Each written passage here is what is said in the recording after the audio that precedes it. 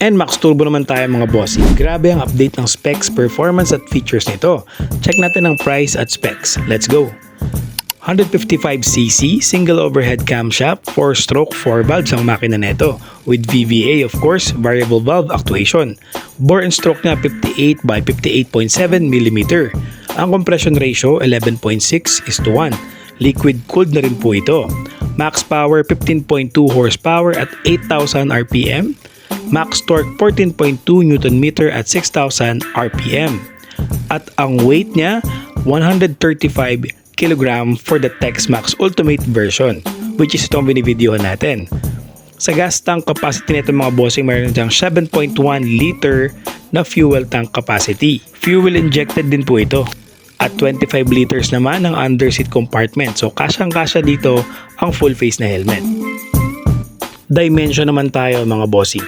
Meron itong 770mm na seat height, mas mababa ng konti sa Aerox, 135mm sa ground clearance, at 1340mm sa wheelbase. Ang tire size nito sa harapan, 110/70/13, and sa likuran naman 130/70/13, parehas tong wide profile. Ngayon naman medyo mahaba to dahil nga sobrang ganda ng features nito at upgrade compare sa NMAX PH version. So syempre dual channel anti-lock braking system or ABS, dual disc brake, traction control system, busog-lusog agad sa safe na features at braking power nitong motor na to. Perfect combination nga diba? ABS, TCS at disc brake. Itong NMAX Turbo Tech Max. Ito naman ang top features ni NMAX ngayon. Turbo Tech Max, Turbo Y-Shift, YECVT or yung tinatawag nila na Turbo Feels dahil nga loaded na ng motor operated ang mga switch nito sa mga shift niya from 3,000 RPM up to 8,000 RPM. Ang top speed nito ay 142 kph. Grabe. So 142 kph ang top speed nitong NMAX Tech Max na to. So syempre yung kanyang turbo feels is yung nasa Y-Shift or yung Yamaha Electronic CVT na parang naka-manual ka, kada pindot mo ng shift ng toggle switch sa yung manibela ay nag-shift siya sa first, second, and gear. Parang ganun.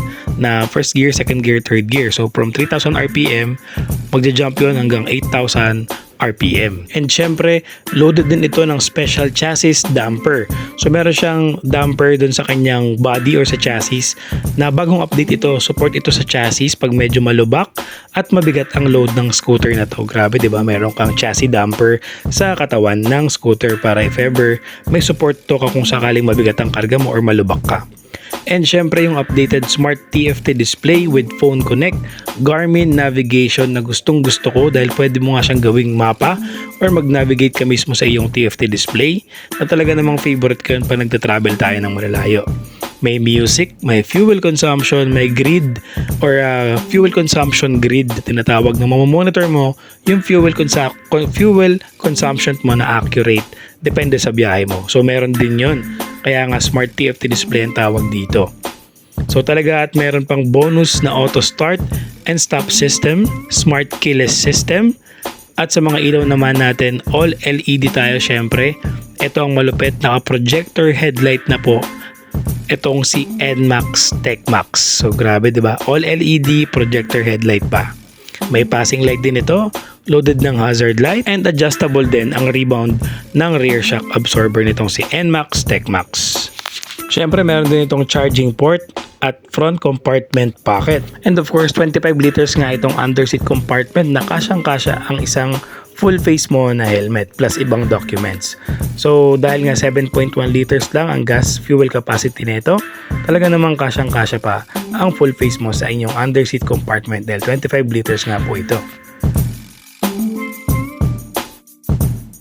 And of course, this NMAX Tech Max 155 Ultimate version ay loaded din ng phone connect at Garmin navigation. Kita nyo yan? So pwede kang magmapa dyan sa iyong TFT display. Kitang-kita mo na habang tumatakbo ka, di ba? Yan ang pinaka the best na specs upgrade para talaga sa akin. So hopefully hindi siya mabilis malobat itong motor na to dahil nga sa ganda ng mga specs na ito sa TFT niya, may phone connect, may navigation, may music, may grid fuel consumption, may 2 drive modes din pala ito. So yung S stands for sport mode. Ayan, so sa sport modes, ang gas consumption nito is 36 kilometers per liter. 'Diba? So yung isa pa yung drive modes is letter T. That means touring mode. So mas chill ka nun at mas tipid yun sa gas. Kasi nga naka T mode siya or touring mode. So yun yung dalawang drive modes niya. Yan, so kita nyo naman na sobrang hawig ng X-Max 300 ang TFT display netong si NMAX TechMax Ultimate Turbo. Pero syempre 155cc lang to and may phone connect. So pero hawig siya ng TFT display ni X-Max. Yan, tapos ito yung sinasabi ko kanina na average fuel consumption grid. So makikita mo talaga yung actual fuel consumption sa biyahe. Kita nyo naman na yan.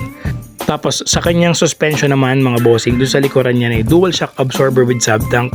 Good news kasi yung kanyang suspension sa likuran is adjustable yung rebound with sub tank, 'di ba? So pwede mong i-adjust yung rear suspension mo if matigas or malambot. So grabe talaga. Ang ultimate question talaga dito is talaga bang ilalabas sa Pilipinas to, at kung ilalabas man magkano kaya ang magiging presyo?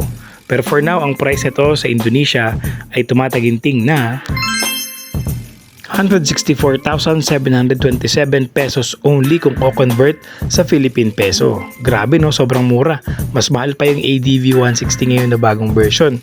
Pero wala pa yung phone connect, navigation, at yung ibang mga specs na meron to, di ba? So talagang sana kapag nilabas sa Pilipinas to ay hindi masyadong mahal. Turbo TechMax NMAX 155 by Yamaha Indonesia. Itong linggo lang inilabas naman ng bagong Aerox Turbo Alpha version ng Yamaha din sa Indonesia din. So grabe yung mga nilalabas ngayon ng scooter ng Yamaha. Sobrang loaded na talaga. NMAX Turbo, TechMax Ultimate, at ito namang Alpha version ng Aerox na sobrang lupet. Dual disc brake din yon and more. Mas maganda rin yung specs nun. If you want to see more of that specs, talagay ko sa description yung link ng Aerox na bagong labas ang Yamaha.